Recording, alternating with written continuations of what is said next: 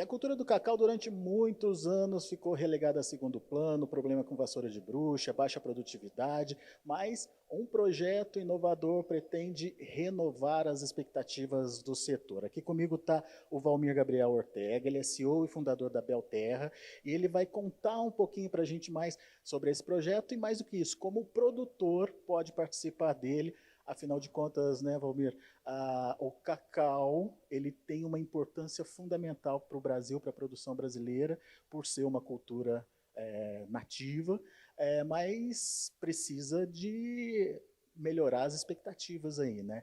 Queria entender um pouquinho do trabalho da Belterra e principalmente como o cacau está introduzido nesse processo. Perfeito. Não, o cacau é uma cultura tem um enorme potencial no Brasil, tem uma longa história no Brasil. Primeiro que é uma cultura nativa do Brasil, uma planta nativa da Amazônia.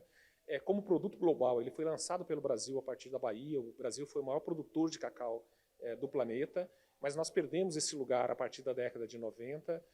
E hoje o cacau é uma das poucas commodities globais que o Brasil tem pouquíssima participação. O Brasil é primeiro ou segundo lugar em quase todas as grandes commodities globais. Então, portanto, a gente enxerga hoje o cacau como uma mega oportunidade do Brasil reconquistar um papel relevante na cadeia global de cacau. E muito mais do que isso, eu acho que a grande oportunidade que o Brasil tem é de ser um grande produtor de cacau sustentável, de cacau regenerativo, de mais do que uma cultura que eventualmente pudesse gerar algum impacto negativo sobre floresta, pode ser uma cultura que ajude a recuperar áreas degradadas, que ajude a recuperar uma paisagem florestal. Então é nisso que a gente aposta, que o Brasil seja um grande produtor de cacau e um grande produtor de cacau sustentável. Aliás, esse é o grande objetivo da empresa, da Belterra, né? Conta um pouquinho da Belterra e o propósito dela. A Belterra é uma empresa jovem, a gente começou a operar em 2020 e é uma empresa 100% focada na geração de impacto socioambiental positivo, ou seja, a gente nasceu para resolver problemas, para resolver desafios, e um deles é o imenso volume de terras de baixa produtividade, degradadas que a gente tem no Brasil, e um imenso grupo de produtores que hoje são pouco assistidos com crédito, com assistência técnica, com boas condições de acesso ao mercado. Então, a Belterra é uma empresa de parceria rural, a gente trabalha sempre em parceria com agricultores, a gente não é uma empresa de compra de terras, a gente trabalha na terra de terceiros e a gente resolve 3 grandes gargalos para que os produtores possam gerar mais renda na sua terra. A gente entra com assistência técnica, orientação, apoio, suporte, treinamento e capacitação. A gente entra com investimento. O caso do cacau é uma cultura que exige um aporte de investimento alto por hectare e, portanto, para um produtor que nunca produziu cacau, entrar nessa cultura é um risco pelo desconhecimento, pelo valor de aporte. A gente compra uma parte relevante desse risco, fazendo um investimento, tomando o risco dos anos iniciais. E, por fim, a gente resolve o gargalo comercial. A gente facilita as condições para comercialização. E, neste caso aqui, com a Cargill, é um belo exemplo, a gente abordou a Cargill olhando pelo interesse do lado comercial, de ter uma solução para a comercialização em larga escala do cacau, e conseguimos desenvolver uma parceria com a Cargill, que, além da parte comercial, a gente está resolvendo o financeiro no arranjo com investimento. Então, são essas 3 barreiras que a gente apoia o produtor, na parte técnica, na parte financeira e na parte comercial. Quem estaria habilitado a participar desse projeto? E em que região ele se desenvolveria? A gente tem uma prioridade para trabalhar com pequenos e médios produtores, mas a gente trabalha com qualquer tipo de produtor, preferencialmente ou quase exclusivamente produtores que tenham terras que a gente chama de degradado, mas o degradado aqui, entendendo o degradado do ponto de vista ambiental, eventualmente terras de baixa produtividade, que perderam capacidade produtiva, mas também terras que tenham baixa produtividade econômica, o degradado no sentido econômico. Então, pastagens de baixa produtividade, com baixa taxa de ocupação, e que podem ser convertidas para um modelo produtivo com maior geração de renda. Então, essa é a nossa prioridade, contratar áreas com baixa produtividade que a gente possa gerar um impacto positivo, tanto do ponto de vista ambiental, de incorporar elementos regenerativos nessa terra, e do ponto de vista econômico, de gerar mais renda líquida por hectare. Então, essa é a prioridade. Territórios, a gente hoje atua no estado de Rondônia, na divisa com o Acre, na ponta do Albunã, que é como é conhecido lá na região. Então, essa é uma região que a gente opera desde 2020. A gente opera no sul do Pará, em 2 regiões, na região de Carajás e na região da Transamazônica. A gente opera no sul da Bahia, no Baixo Sul, que pega toda a região, desde Ilhéus até Camamu. Então, uma região de mais de 200 quilômetros, a gente tem várias parcerias espalhadas nesse território. A gente tem um polo de produção que aí não envolve cacau, envolve outras culturas no interior de Minas Gerais, na região do Cerrado. A gente quer desenvolver um modelo produtivo que recupere áreas degradadas do Cerrado. E junto com a Cargill, a gente está criando um novo polo, que é no Mato Grosso, que é na parte amazônica do Mato Grosso, na região de Alta Floresta, que foi uma região que já produziu cacau no passado, mas que depois da vassoura de bruxo o cacau praticamente desapareceu, e a gente está trazendo de volta o cacau para essa região como alternativa econômica dos produtores. Então, produtores que estejam nessas regiões, hoje são potenciais parceiros, e a gente gostaria muito de buscar e trazê-los para a parceria. Agora, como é que o produtor participa desse projeto? Como ele vai ter o resultado, enfim, como ele se envolve? Então, nós trabalhamos com 3 modelos de contrato, a depender do perfil do agricultor, a depender do tamanho da propriedade, da capacidade de mão de obra. Então, um modelo de contrato, que é o mais simples, é o contrato de arrendamento. Então, esse é para produtores que tenham áreas subutilizadas, subaproveitadas, que queiram recuperar essas áreas. Então, nesse caso, a gente arrenda a área, paga um aluguel mensal, que é um arrendamento mensal por essa área, portanto, uma renda imediata para esses produtores, e a gente faz toda a parte de investimento, de recuperação, implantação, e vai entregar esse sistema em 10, 12, 15 anos ao produtor, 100% recuperado e com a capacidade produtiva para os próximos 20, 30 anos. Então a gente entrega para o produtor, como a gente brinca, na hora que começa a dar dinheiro para valer, a gente devolve para o agricultor, que esse agricultor vai poder explorar esse sistema por 20, 30 anos à frente, sem ter comprado risco de fazer um financiamento, de fazer um investimento, de botar a sua propriedade em garantia, nada disso, né? Ou seja, o produtor entra só com a terra e a gente faz todo o investimento e opera por 10, 12 anos. Esse é o modelo de arrendamento. O segundo modelo é de parceria rural, é para aquele agricultor que quer participar do negócio, que tem mão de obra disponível, tem capacidade de trabalho disponível e quer ter uma renda de curto prazo maior. Então, nesse caso, a gente fica sócio do produtor, também por um longo prazo, no mínimo 10 anos, e a gente divide a receita na proporção do investimento. Então, a gente pode ter diferentes composições com o agricultor, e o agricultor vai ter uma participação na receita desde o primeiro ano. E um terceiro modelo, que é para agricultores bem pequenos, público da reforma agrária, produtores que têm áreas muito pequenas, onde a gente vai funcionar como integrador. Então, a gente garante a compra dos produtos, para que a partir da garantia de compra ele consiga um financiamento no sistema público de crédito, especialmente o Pronaf, que é um crédito muito barato. O produtor acessa o crédito, faz o investimento com a nossa assistência técnica e a gente faz a integração comercial para garantir que ele vai conseguir vender o produto dele.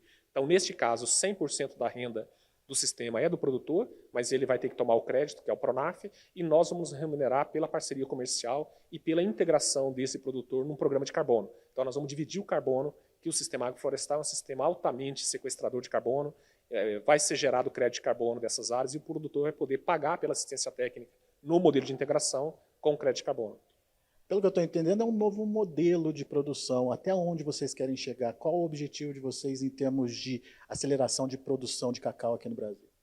Então, a gente quer retomar a capacidade do Brasil ser um grande player de cacau no planeta. Então, no que depender da Belterra, a gente quer avançar para dezenas de milhares de hectares nos próximos anos. Então, nós temos hoje um plano de negócio para 50 mil hectares de plantio de safra cacau até 2030. Então, isso projeta uma capacidade produtiva de cacau lá para 2035, acima de 100 mil toneladas de cacau integrados no arranjo da Belterra, mas nós estamos olhando para outras cadeias além do cacau. Nós estamos olhando para a seringa, que o Brasil também é um produtor insignificante na cadeia da seringa, globalmente falando. Nós estamos olhando para a palma de óleo. De novo, o Brasil tem um potencial gigantesco de produção de óleo de palma de forma sustentável em sistemas agroflorestais. A gente já desenvolveu o modelo, a Embrapa já validou modelos de sistemas regenerativos de palma, que é um outro desafio global do ponto de vista de sustentabilidade, e o Brasil tem alguns milhões de hectares em zoneamento que poderia plantar. Então, do ponto de vista de meta, a gente quer impactar mais de milhões de hectares. Então, o nosso plano de desenvolvimento com modelo de negócio é para alcançar a escala de milhões de hectares. No curto prazo, o nosso desafio é criar a capacidade operacional para fazer isso em larga escala. Então, a gente tem essa meta de até 2030 fazer 50 mil hectares como a primeira jornada de desenvolvimento para a gente ter uma estrutura de empresa capaz de escalar para milhões de hectares. 50 mil hectares com capacidade de produção melhorada, uma produtividade acima da média. Pelo menos 2 a 3 vezes a média brasileira, que é uma média muito baixa de produtividade do cacau. E como é que vocês pretendem fazer isso? Simples, a gente tem uma média baixa no Brasil hoje, porque a gente tem muitas áreas abandonadas ou praticamente de extrativismo na Bahia por conta da vassoura de bruxa, de todo o impacto que aconteceu. Isso rebaixa brutalmente a média produtiva no Brasil. A gente tem sistemas antigos que foram sendo plantados com baixa tecnologia na Amazônia, o que rebaixa a média produtiva do Brasil. E hoje a gente já tem produtores que produzem mais de 3 mil toneladas por hectare de cacau, 3 mil quilos, né?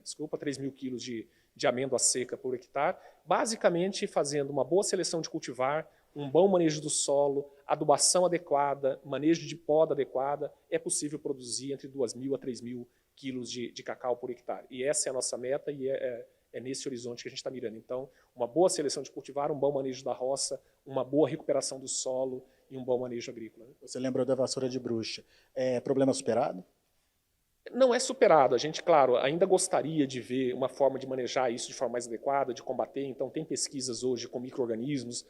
A CEPLAC tem um micro-organismo que ela quer validar para combater a partir de manejo biológico essa praga. Mas, do ponto de vista produtivo, é possível hoje ter alta produtividade, ter um bom manejo, convivendo com a vassoura de bruxa. Não é um problema que impacte hoje do ponto de vista significativo. Ele impacta o passado. Culturas antigas que foram submanejadas, hoje são culturas impactadas pela vassoura de bruxa. Novos plantios bem manejados não necessariamente serão. Está chegando um novo fungo aí, uma nova doença aí para o cacau, que já está presente, inclusive, na América do Sul. Estamos preparados para ela, a monilha? Eu diria que o Brasil não está preparado ainda para a monilha, né, o conjunto da cadeia. Mas há um bom trabalho sendo feito pelo governo brasileiro do ponto de vista de vigilância sanitária. Não à toa, o primeiro caso que aconteceu no Acre foi rapidamente isolado, rapidamente combatido. Então, o governo brasileiro, a sociedade brasileira tem se preparado para mitigar os eventuais impactos dessa praga que pode chegar em algum momento no Brasil. Eu diria que os plantios novos realizados, como os que a Belterra estão fazendo, com cultivar adequado, com manejo de solo adequado, com manejamento de podas, sobretudo, adequado, não vai ser impactado significativamente. Basta ver que o Peru, que é nosso vizinho, convive com a monilha há décadas e tem uma produtividade que é quase o dobro da produtividade brasileira. Então, eles conseguem ter altas produtividades por hectare, convivendo com essa doença do cacau. Então, é uma doença que é manejável. A gente ainda tem a vantagem de ter alguns anos até que ela chegue e se espalhe no Brasil. Então, tem muito investimento hoje acontecendo em outros países, e mesmo Embrapa e CEPLAC no Brasil participando disso, para que a gente tenha meios de combate na hora que essa praga chegar no Brasil. Então, eu diria que esses modelos produtivos, como a Belterra, a gente está se precavendo, a gente está criando todos os cuidados sanitários, mas a gente está seguro de que eles não serão fortemente impactados.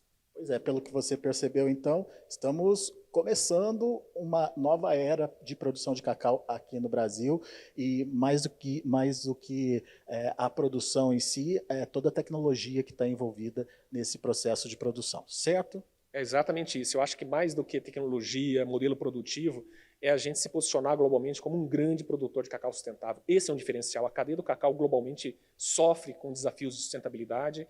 Há uma pressão global dos consumidores por produtos cada vez mais sustentáveis, com garantia de origem, com rastreabilidade, e isso o Brasil pode oferecer. Então é uma mega oportunidade o Brasil olhar para esse mercado, para as exigências crescentes dos produtores, dos consumidores, porque a gente consegue cumprir essas exigências. Aí. A gente agradece a participação aqui nesse evento, trazendo informações relevantes para você, produtor. Daqui a pouco a gente volta com outras informações.